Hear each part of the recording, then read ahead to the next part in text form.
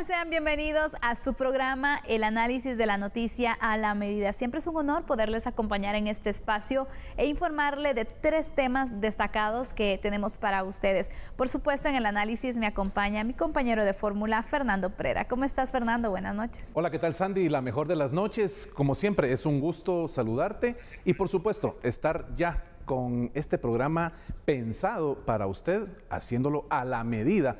Y usted se quedará con un análisis realmente a profundidad de cómo estos temas que afectan la coyuntura nacional e internacional tienen un sustento jurídico. Lo vamos a conocer.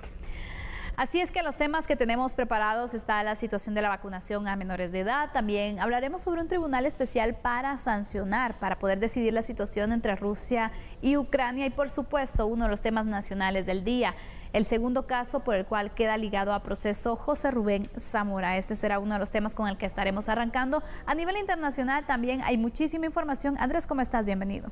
¿Qué tal, Sandy? Fernando, feliz noche, un gusto estar con ustedes. Y sí, hablando sobre Rusia, el presidente de Rusia, Vladimir Putin, firmó una ley que finaliza formalmente un tratado de armas nucleares que tenía con Estados Unidos. Así que hay tensión bastante sobre ello. Y en Perú y Bolivia siguen afectados por el brote del dengue. Así que damos inicio entonces, veamos nuestros temas. Apoyo a tribunal especial contra Rusia. Guatemala se convierte en el primer país latinoamericano en respaldar la instancia. José Rubén Zamora quedó ligado a nuevo proceso penal, ahora por conspiración para la obstrucción de la justicia. Gonzalo Marroquín y el ex canciller Edgar Gutiérrez también serán investigados, señalados de cooperar con Zamora en el caso obstrucción de la justicia. Pocos menores de edad vacunados. Autoridades hacen llamado a la vacunación contra COVID-19 tras el inicio de clases a nivel público.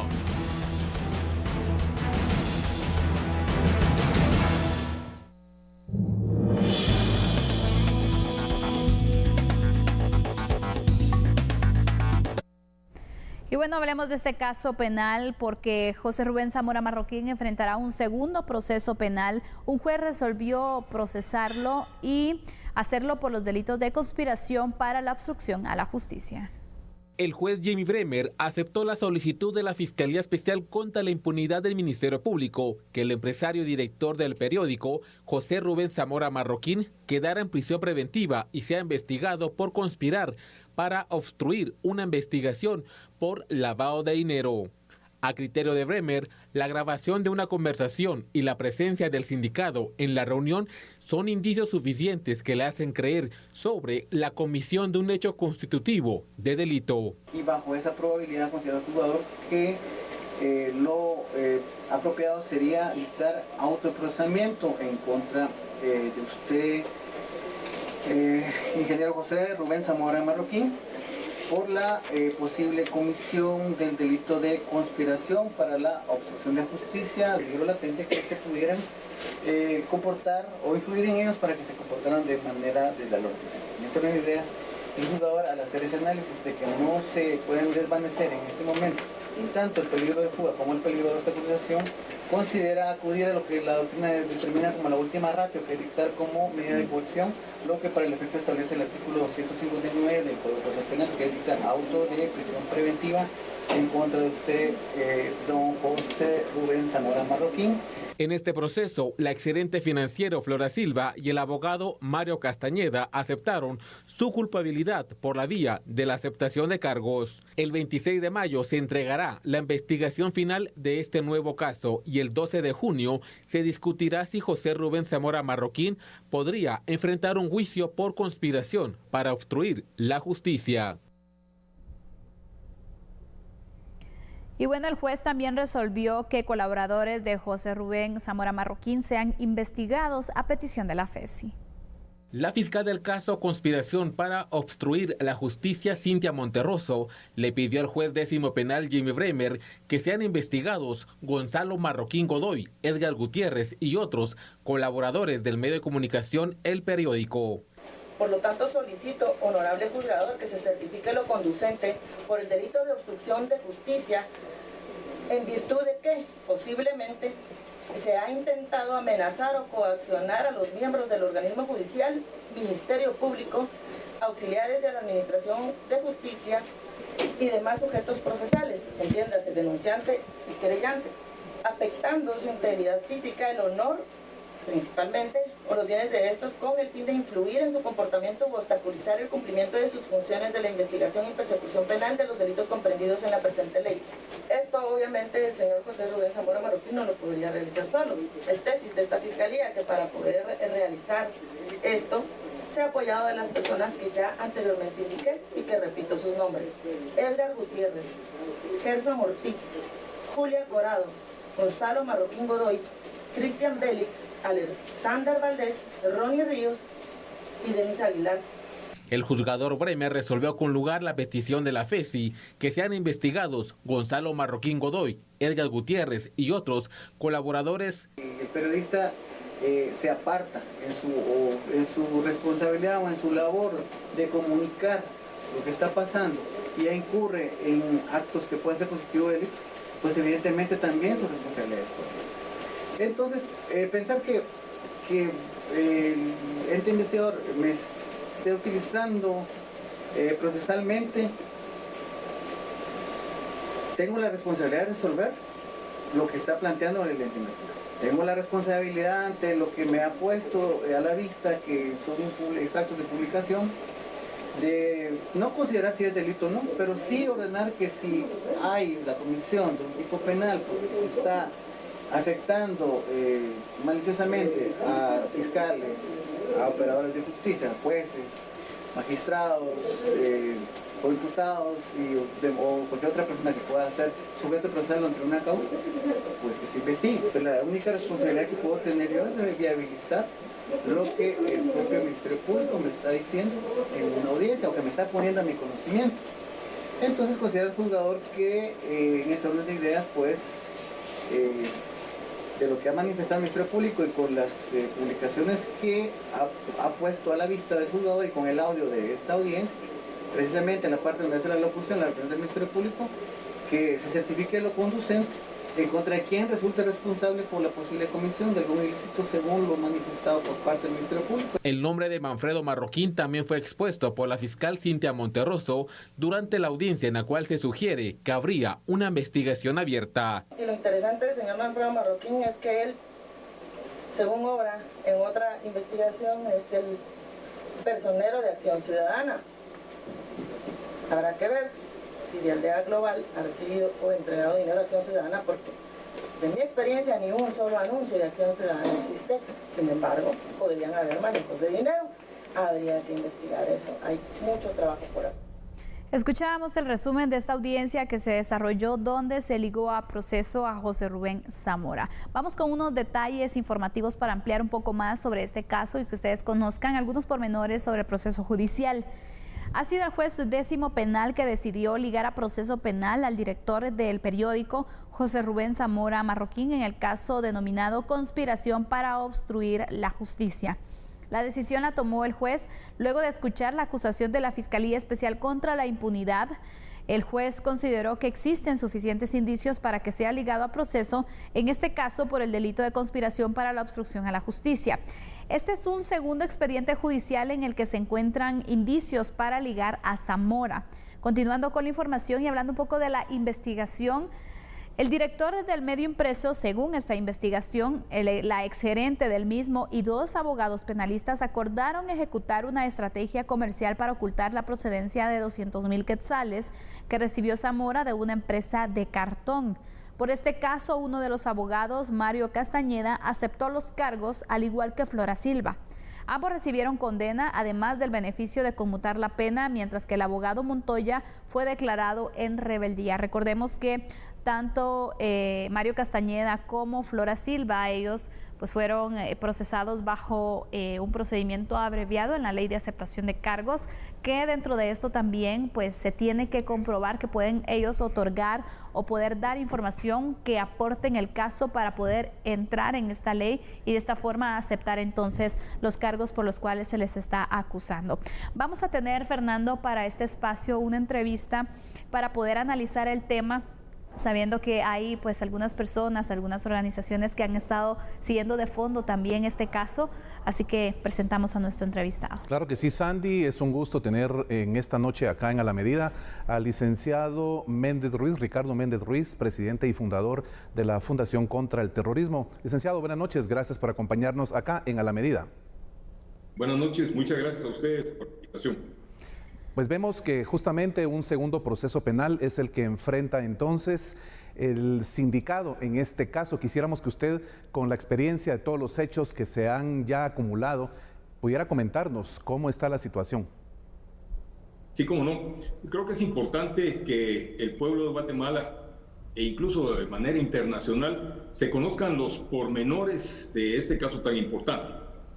Este segundo caso en contra de José Rubén Zamora, por el cual fue ligado a proceso el día de hoy, nace debido a que José Rubén Zamora, junto a otras personas, incluso el ex jefe de la FESI, Juan Francisco Sandoval, y una ex fiscal de la FESI, Samari Gómez, se coludieron para obstaculizar una investigación en contra de Zamora. Una investigación que nace por denuncias de lavado de dinero en la época en la que Juan Francisco Sandoval fue jefe de la FESI. Nacen dos denuncias por los delitos de lavado de dinero derivados de dos empresas de cartón de donde salen ciertos montos monetarios para beneficiar a José Rubén Zamora. Estas dos empresas se llamaban una Arca y la otra Base. Empresas de cartón, como antes dije. Debido a la relación que había entre José Rubén Zamora y Juan Francisco Sandoval para beneficiar a Juan Francisco Sandoval en el medio de comunicación El Periódico, Juan Francisco Sandoval, con la autorización de Iván Velázquez y de Telma Aldana, por supuesto, encubrió a José Rubén Zamora, es decir, obstaculizó una investigación penal en contra de Zamora por los delitos de lavado de dinero. Ahora, ¿de dónde nace este proceso? Recordemos que hay una grabación de una conversación, de una reunión que se da entre José Rubén Zamora, entre sus dos abogados, Castañeda, quien ya aceptó cargo, se declaró culpable y fue sentenciado, el abogado Montoya, que es prófugo de la justicia, la ex gerente financiero del diario El Periódico, en donde ellos conspiran, y es evidente, es un hecho evidente, notorio, la FESI, la fiscal Cintia Monterroso lo evidenció en un proceso, en una audiencia, este audio en donde consta sin lugar a ninguna duda que estas personas conspiraron para obstaculizar, es decir, para obstruir la consecución de justicia a favor de José Rubén Zamora. Por eso es que el día de hoy él fue ligado a otro proceso distinto del original por lavado de dinero. Esto es por obstrucción a la justicia. Entonces eso derivó en lo que todos conocemos el día de hoy, que se le ligó a proceso al señor José Rubén Zamora, nuevamente. Licenciado, sabemos que en este caso también se hablaba de otras personas que podrían estar involucradas. Por lo tanto, a petición de la FESI, se autoriza que se continúe la investigación y en este caso se investigue precisamente a colaboradores de José Rubén Zamora. ¿Qué criterio tiene usted o qué piensa respecto a esta decisión? Mire, yo creo que no podía ser de otra manera. Entre estas personas están Manfredo Marroquín, Edgar Gutiérrez, Gonzalo Marroquín, está la señora Julia Corado, Gerson Ortiz y Alexander Valdés. Ahora, es muy importante aquí el que ustedes sepan, el que los televidentes y la ciudadanía sepan que la organización que maneja Manfredo Marroquín, denominada Acción Ciudadana, fue utilizada para lavar dinero, aparentemente. Digo aparentemente porque esto tiene que pasar todavía por un proceso judicial que sin duda se llevará a cabo en un breve plazo. ¿De qué manera se utilizaba esta organización? una persona que era víctima de chantaje por parte de Zamora en El Peladero, en el diario El Periódico, de común acuerdo con Zamora y con Manfredo Marroquín, hacía una donación ficticia a la organización de Manfredo Marroquín. Esto se tomaba como un aporte a esa organización y después Manfredo Marroquín contrataba espacios publicitarios en el diario El Periódico que nunca se utilizaban. Sin embargo, ese dinero se trasladaba al diario El Periódico y de esa forma se lavaba. Nunca nosotros, ni ustedes, ni yo, ni nadie vio un anuncio impreso de Acción Ciudadana de Manfredo Marroquín en el diario El Periódico. Entonces era una forma muy sencilla y muy eficiente para lavar dinero hasta que fueron descubiertos. Entonces yo espero, como presidente de la Fundación contra el Terrorismo, que se haga justicia en este sentido, porque estas personas procedieron a prostituir la lucha contra la corrupción para su beneficio propio, para beneficiarse financieramente del lavado de dinero derivado de extorsiones. Ahora, el hecho que el juez haya ordenado lo conducente en contra de estas personas, es decir, eso quiere decir que el juez ordenó que se investigue a estas personas, lo considero yo sumamente acertado. Las demás personas indudablemente tienen una responsabilidad en este proceso que deberá ser demostrada por parte del Ministerio Público, y el juez tendrá que evaluar las pruebas que le presente el Ministerio Público, que sin lugar a dudas van a ser contundentes. Hemos visto el desempeño de la fiscal Cintia Monterroso, que no puede calificarse de otra manera más que brillante, con las pruebas en la mano perfectamente presentadas ante el juez. El trabajo del licenciado, del abogado Raúl Falla Ovalle, de la Fundación contra el Terrorismo, en las audiencias ha sido impecable también. Yo le diría que hemos contado también con la colaboración del licenciado Juan Francisco Solórzano Fopa, que ha demostrado una incapacidad enorme para defender a su cliente. Y por otro lado, pues tienen el grave problema de las evidentes pruebas que existen en contra de José Rubén Zamora, que sin lugar a duda, yo no tengo la menor duda de que va a resultar condenado al final, en los dos procesos. Gracias a Ricardo Méndez Ruiz, él es presidente de la Fundación contra el Terrorismo, quien ha dado a conocer su opinión y otros detalles también respecto a este segundo caso que enfrenta a José Rubén Zamora. Muchísimas gracias, licenciado. A ustedes muchas gracias por la invitación. Buenas noches, licenciado. Y bueno...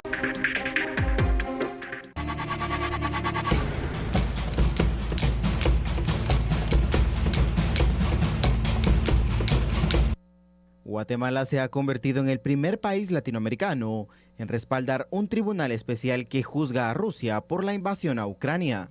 La participación de nuestro país en esta instancia se confirmó por medio del Ministerio de Relaciones Exteriores de Ucrania, quien dio a conocer en sus redes sociales, según lo informó Dmytro Kuleba, luego de reunirse con el canciller guatemalteco Mario Búcaro el pasado 25 de febrero. El funcionario ucraniano ha realizado este anuncio tras un encuentro con el canciller guatemalteco en Nueva York, en el que ambos han discutido diferentes iniciativas para hacer responsable a Rusia de las consecuencias de la invasión. Los líderes de la Organización para la Seguridad y Cooperación en Europa también han apoyado la creación de un tribunal internacional especial. Entre los objetivos de este tribunal está deducir responsabilidades por las violaciones del derecho humanitario, apoyando las estructuras o mecanismos judiciales internacionales existentes. Muy bien, comencemos entonces con este tema que ha dado mucho de qué hablar. Vamos a iniciar con unos datos porque también es importante ponerlo en contexto respecto a esta noticia. Pues resulta que Guatemala ha sido de hecho el primer país latinoamericano en respaldar este tribunal especial que juzga a Rusia por la invasión a Ucrania. La participación de nuestro país en esta instancia se confirmó por medio del ministro de Relaciones Exteriores de Ucrania, quien dio a conocer en sus redes sociales la noticia. Y continuando entonces con la información, los líderes de la Organización para la Seguridad y la Cooperación en Europa, la OSCE, también ha apoyado la creación de un tribunal internacional especial. Entre los objetivos de este tribunal está deducir responsabilidades por las violaciones del derecho humanitario, apoyando las estructuras o mecanismos judiciales internacionales existentes.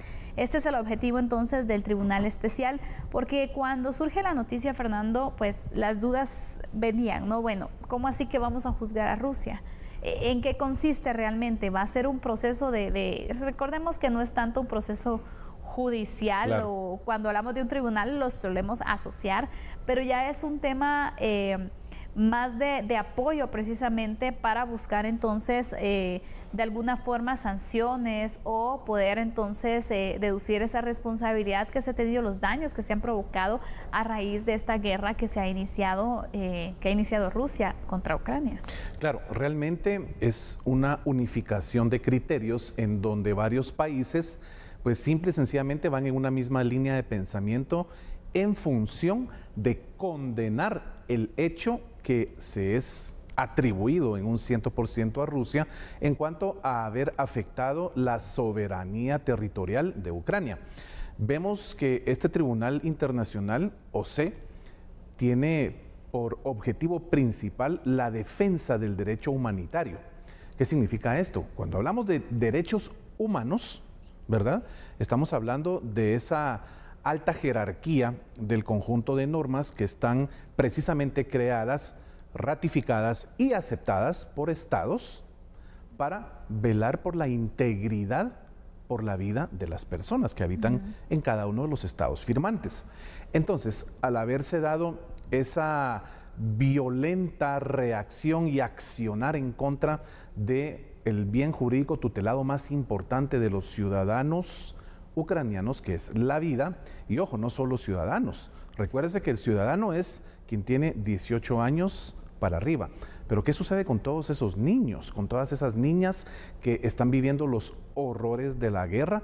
Porque simple y sencillamente pues hay un esquema allí que entre Rusia y Ucrania pelean parte de un territorio que al final de cuentas es lo que simple y sencillamente desencadenó esta situación. El derecho humanitario en Ucrania ha sido violentado por parte de las tropas rusas.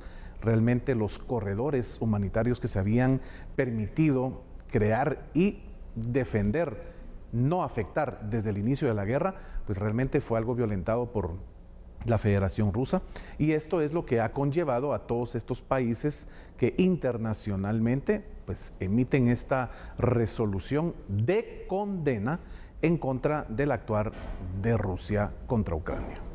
Sabemos que Guatemala pues ha manifestado su apoyo hacia Ucrania en repetidas ocasiones, ha condenado la situación que se da en esta guerra.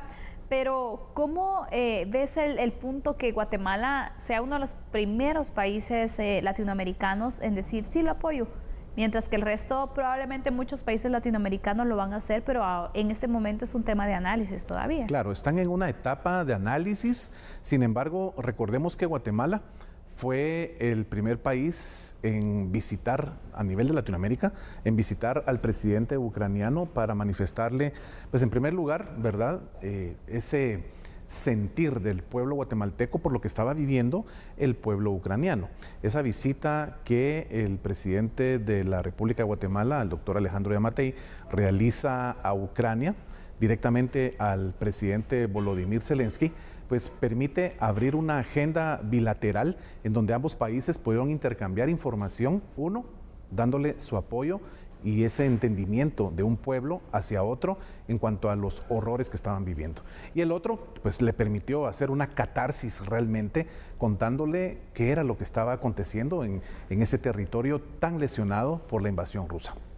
Guatemala ha manifestado entonces esa iniciativa en este tipo de apoyo a Ucrania, y no es raro realmente que ahora mismo haya sido el primer país en decir sí, estoy de acuerdo con lo que se va a hacer a nivel del Tribunal Internacional en cuanto a condenar a Rusia, y por supuesto, estoy 100% seguro, Sandy, veremos ya en las próximas horas a otros países adherirse a esta circunstancia que realmente pues va en contra de lo hecho por Rusia, simple y sencillamente por la afectación directa que se tuvo en materia del derecho humanitario allá en ese país, Ucrania. ¿Qué consecuencias podría traer para Rusia el hecho que pues, la mayoría de países, o si no es que todos, me imagino que van a haber excepciones, decidan apoyar este tribunal especial? Es decir, ¿cuál sería entonces la repercusión?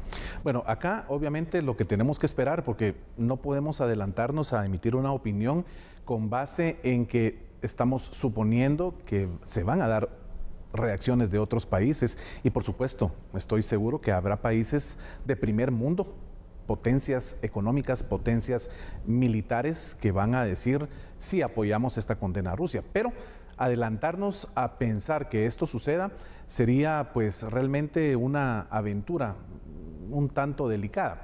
Sin embargo, ¿qué pasaría cuando Rusia empiece a recibir esta resolución internacional de condena de los países que se adhieran a esta opinión?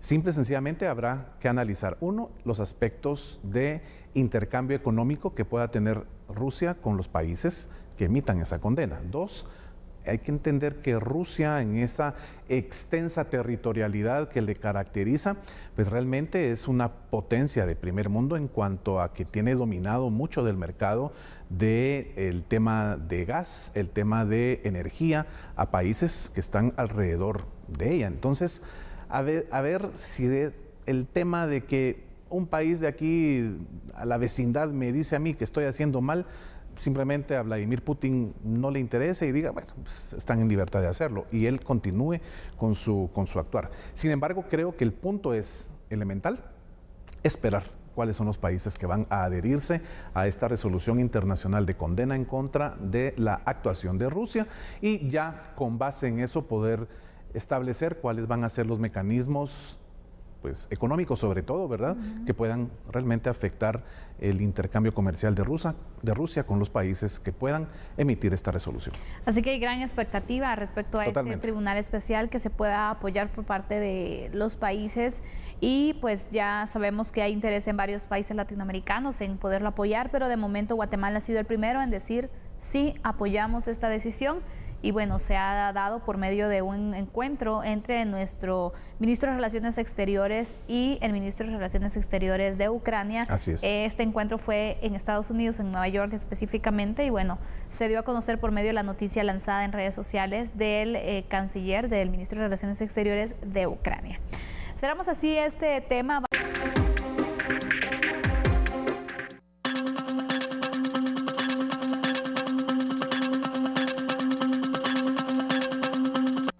Pese que la mayoría de niños y adolescentes regresaron a las aulas durante este 2023, los esquemas de vacunación en edad escolar siguen siendo bajos. Según se detalló en una entrevista realizada a la dirección del Área de Salud Guatemala Centro, hay un rezago en torno a la inoculación de menores con el inmunizante contra COVID-19. Estamos poniendo la vacuna Moderna y la Pfizer. Lo que sí es que llamamos a los niños escolares, a los padres de familia, para que asistan a los diferentes centros de vacunación que aún continúan activos, y ahí los tenemos para que se vacunen. Es importante porque es el único grupo que está un poco rezagado y queremos que suba. Respecto a los lugares donde se está vacunando a la población, el entrevistado refirió: pues afortunadamente continuamos con lo mismo del año pasado. En los centros de salud siempre tienen la obligación de atender a todas las personas para hacerse hisopados y para poner la vacuna. Continuamos en el tema de vacunación, aún en los centros comerciales.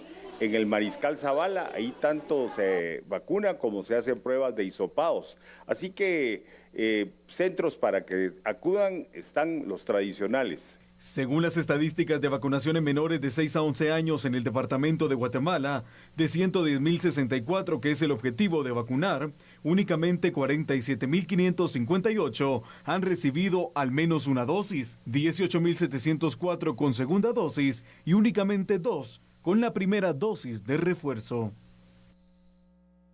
Muy bien, la vacunación sin duda alguna es un porcentaje bajo a nivel general que se tiene de vacunación contra el COVID-19. En la primera dosis es el más alto, pero ya luego si vamos viendo la segunda dosis o la tercera dosis también, realmente aquí vamos viendo la disminución. Y cuando hablamos de menores de edad es aún peor la situación.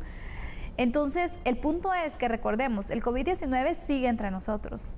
No se ha ido esta enfermedad, no se ha terminado la pandemia y es importante, tomando en consideración que ya regresaron a las aulas los niños, los menores de edad, pues bueno, también ver cómo ellos pueden ser reforzados, porque yo he visto padres de familia que han estado pendientes de vacunarlos por otro tipo de enfermedades. Bueno, es que van a empezar el colegio, ya vienen los cambios del clima, entonces hay que vacunarlos contra esto, contra lo otro. ¿Y dónde está la vacuna contra el COVID-19? Mira, esto que tú estás afirmando es una realidad. Los papás tenemos ese miedo al inicio de cada año del relacionamiento que nuestros hijos van a tener dentro del aula con sus compañeritos. Y entonces uno corre sobre todo a la famosa vacuna contra la influenza. Así es. No falla, es, creo yo, el pan de cada familia entre enero y febrero. Ahora bien, como bien dice Sandy, el tema del COVID-19 aún no hay un dato o una resolución científica a nivel mundial que diga prueba superada.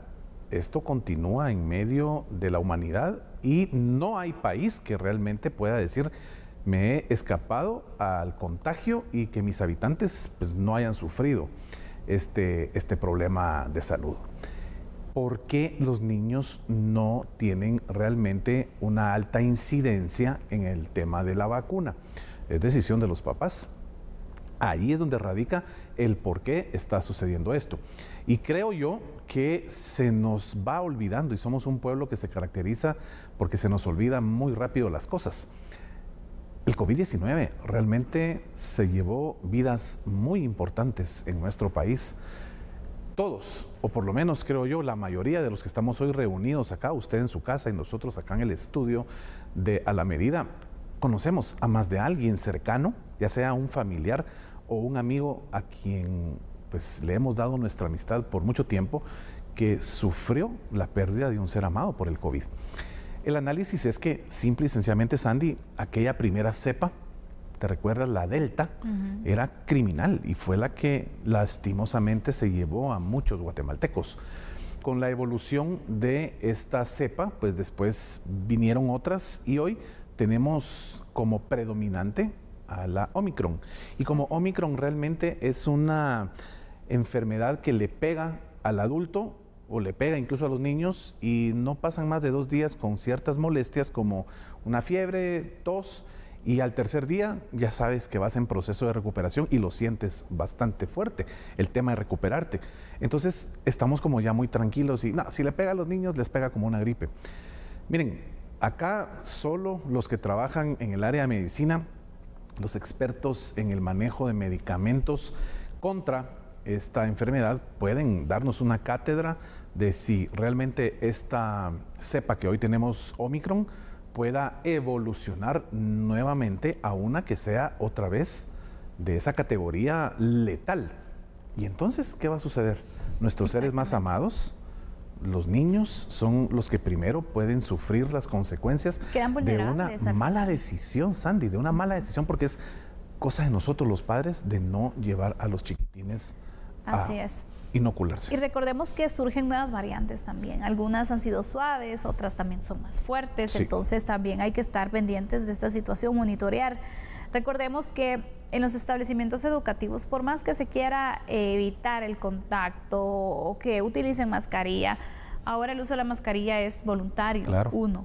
2, los niños se emocionan, quieren jugar y bueno, si se cansan y no pueden respirar, se la van a quitar. Van a estar en ese contacto con los otros niños. Eso de las burbujas que se hablaba antes, que solo con los de su salón, no va a pasar realmente. Entonces, por eso es importante que también se considere dentro de los planes de prevención de las enfermedades el COVID-19, que no se nos olvide también. Y que se tomen en cuenta, pues, los síntomas, que pues, se pueda reaccionar también, ya no se deje pasar como una simple gripe, porque ahora ya hasta el hecho de detectar el COVID, ya la gente casi no se está haciendo pruebas también, entonces cómo tratar la enfermedad cuando se presenta, como que se nos está olvidando. Pero aquí regreso al llamado, a la vacunación. Creo que también el Ministerio de Salud tiene que buscar la manera, alguna estrategia para poder llegar cada vez más a estudiantes. Y ahora que están de regreso a las aulas, creo que pueden tener mayor facilidad. ir a hacer jornadas de vacunación en los establecimientos educativos, por ejemplo. Claro, creo yo que definitivamente la salud y la vida de nuestros hijos es responsabilidad al 100% de papá y de mamá. Abuelito, abuelita, usted tiene también una injerencia muy importante en la vida de sus nietos y en la decisión que sus hijos, es decir, los papás de los niños, toman.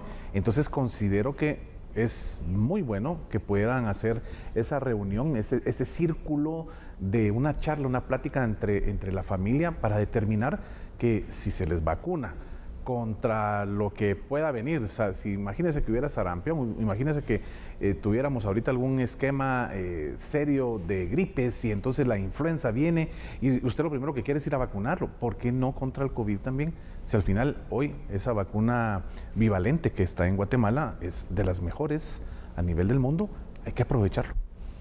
Y recordemos que la vacuna es gratuita, en muchas ocasiones para la influenza se va a pagar para poder entonces administrar esa dosis, y la vacuna contra el COVID-19 está gratuita, está accesible, hay muchos centros de vacunación todavía para que ustedes puedan aprovechar y se preocupen también por la prevención en las enfermedades de su hijo.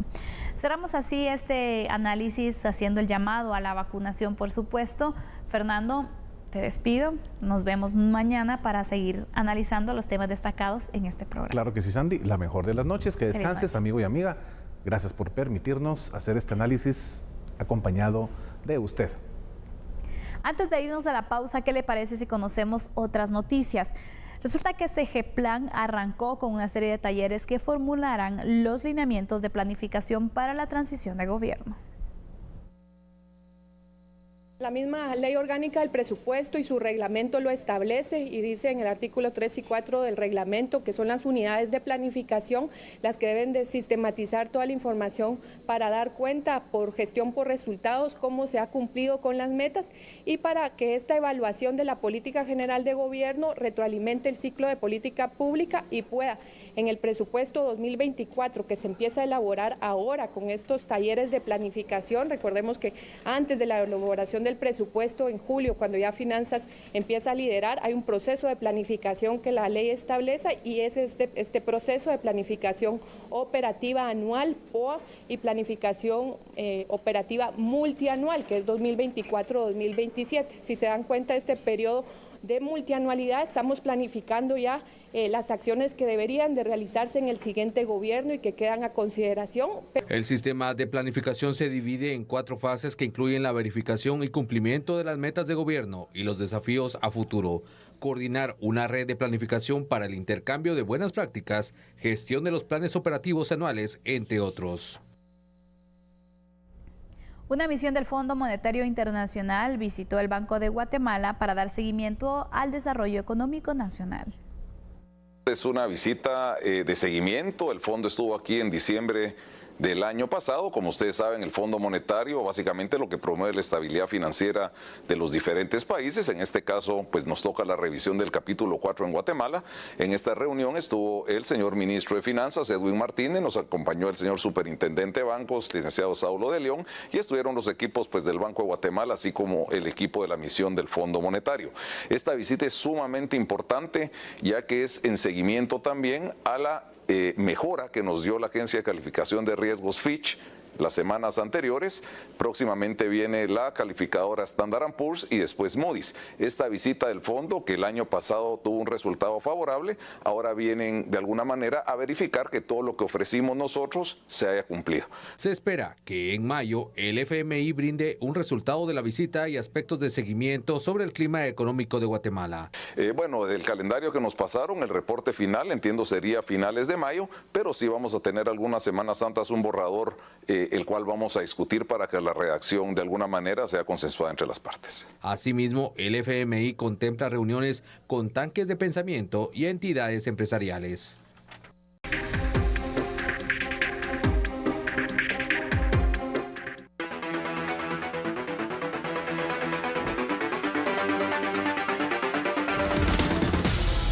Momento de las noticias internacionales acá en A la Medida. Iniciamos hablando sobre el presidente de Rusia, Vladimir Putin, quien promulgó este día una ley que suspende formalmente el último tratado entre Rusia y Estados Unidos para el control de armas nucleares en medio de estas fuertes tensiones entre ambos países por la guerra en Ucrania. Putin había declarado hace una semana en su discurso sobre el estado de la nación que Moscú suspendería su participación en el tratado llamado New START, que fue firmado en 2010. Había advertido Putin que Rusia no puede aceptar las inspecciones estadounidenses de sus instalaciones nucleares que están previstas en ese tratado en momentos en el que Estados Unidos y sus aliados de la OTAN han declarado abiertamente que buscan la derrota de Rusia en Ucrania. Ese fue el argumento que dio Putin para suspender este tratado. Ambas cámaras parlamentarias en Rusia ratificaron muy rápidamente el proyecto de ley de Putin sobre la suspensión del pacto la semana pasada.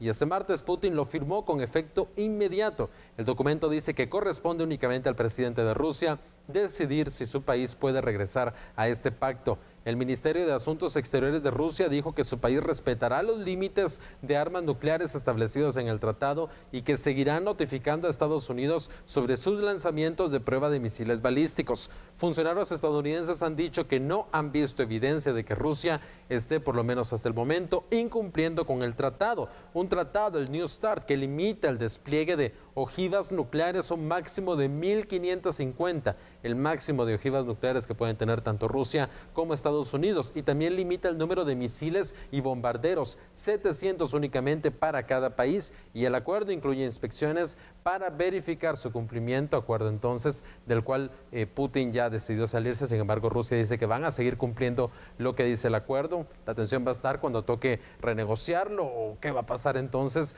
al momento de que el límite de este acuerdo finalice en los próximos años.